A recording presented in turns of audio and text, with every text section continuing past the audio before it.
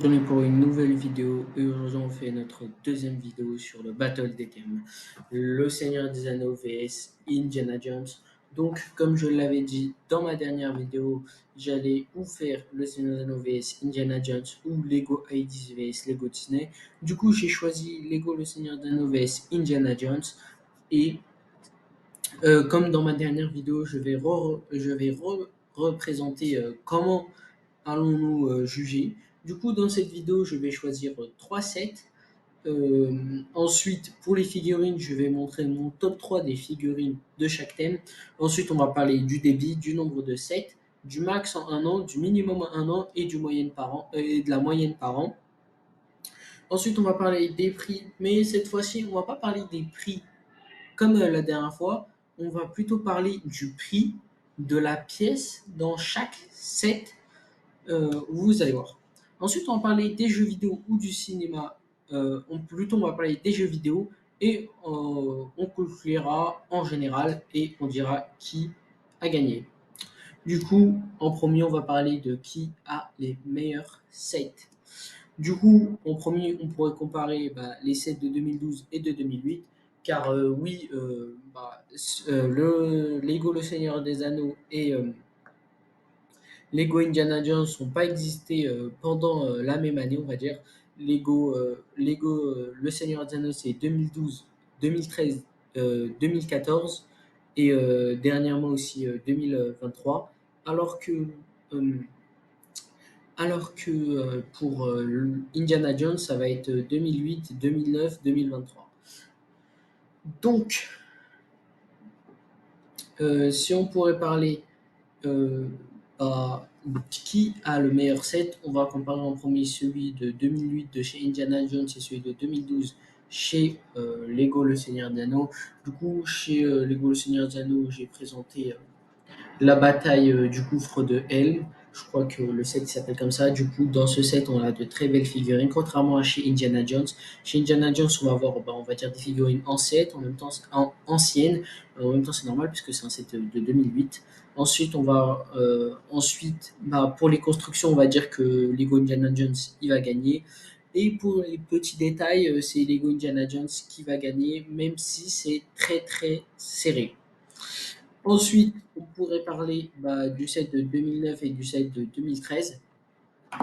Du coup, pour ce coup-là, les figurines, ça peut être encore Lego Marvel, Lego Le Seigneur des Anneaux qui va gagner.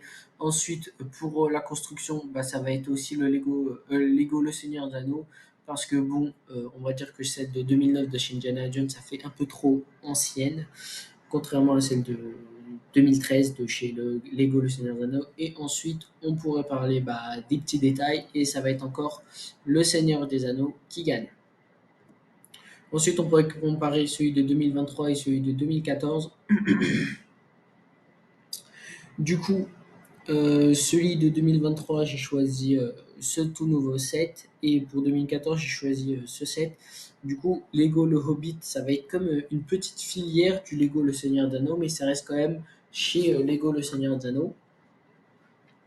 Du coup, chez Indiana Jones, on va dire que c'est un très très bon set.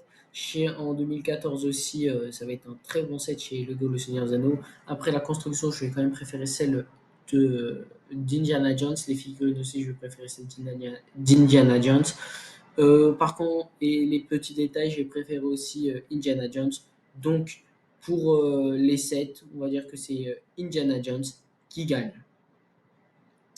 Donc ensuite, on pourrait parler des figurines et je vais vous montrer mon top 3 des figurines de chaque thème.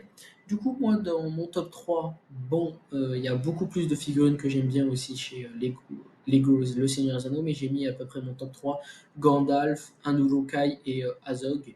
Chez Indiana Jones, j'ai mis une momie, euh, Indiana Jones en lui-même et une autre figurine dont je ne connais pas le nom. Donc, les Seigneurs Anneaux, comme on pourrait le constater, a des figurines beaucoup meilleures.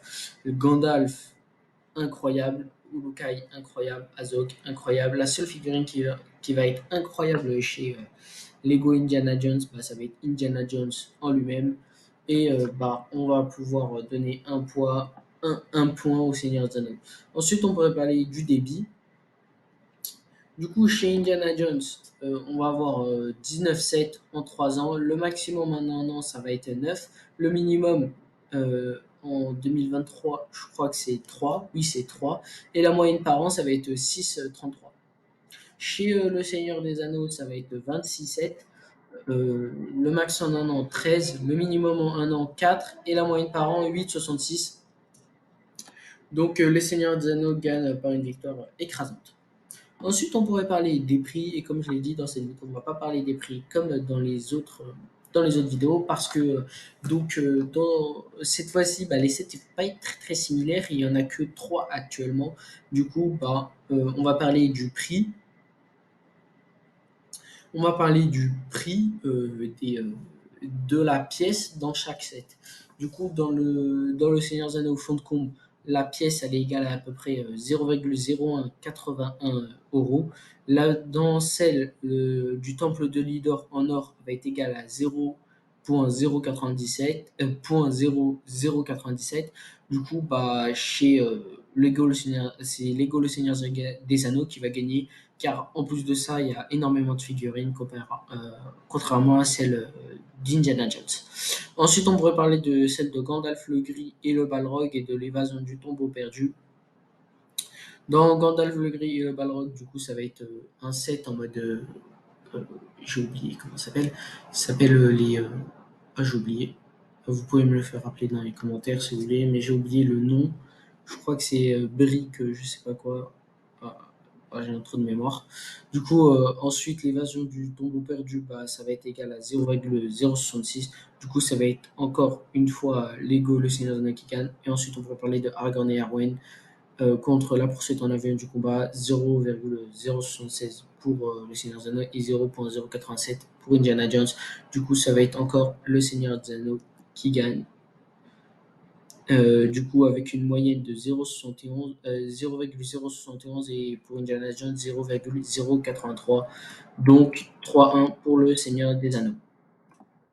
Ensuite, on pourrait parler des jeux vidéo. Et chez les jeux vidéo, bah, on va en avoir deux de chaque côté. Le Seigneur des Anneaux sur PS3 du Seigneur des Anneaux et le Hobbit sur PS4.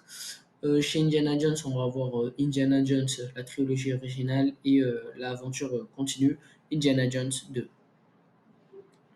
Donc pour moi, bah, les jeux vidéo, le Seigneur des Anneaux, ils vont carrément, on va dire, manger les jeux Indiana Jones, car bon, on va dire que les jeux Indiana Jones sont un peu trop anciens, contrairement à ceux du Seigneur des Anneaux. C'est pour ça que le cinquième point plutôt va être donné au Seigneur des Anneaux. Du coup, ça va bientôt être la fin de cette vidéo et on pourra parler en général qui a les meilleurs sets. Bah, pour moi, celui qui a les meilleurs sets. Celui qui a la meilleure générale, on va dire, ça va être encore le Seigneur des Anneaux, avec on va dire, un logo plus stylé, des noms de sets plus stylés, etc. C'est pour ça que Lego, le Seigneur des Anneaux, gagne ce combat. Du coup, pour le Battle des thèmes, on va avoir déjà un quart. Oui, oui, c'est bien. Là, on va déjà avoir un quart de finale. Du coup, merci d'avoir regardé cette vidéo. Abonne-toi à ma chaîne. Euh, Abonne-toi à ma chaîne, mets un pouce bleu, active la cloche. Allez, ciao!